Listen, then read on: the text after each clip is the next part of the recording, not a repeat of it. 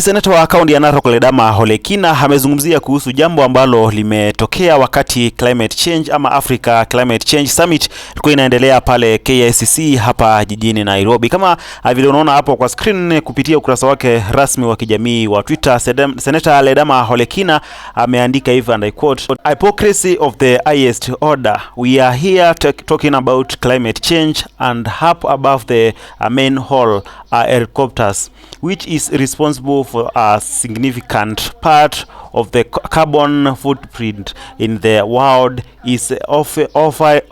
often akaweza kutag pale environment Kenya." Na hiyo ni ujumbe wake Seneta Ledama Kina akisema kwamba wakati walikuwa wanaendelea kuzungumzia kuhusu climate change Africa,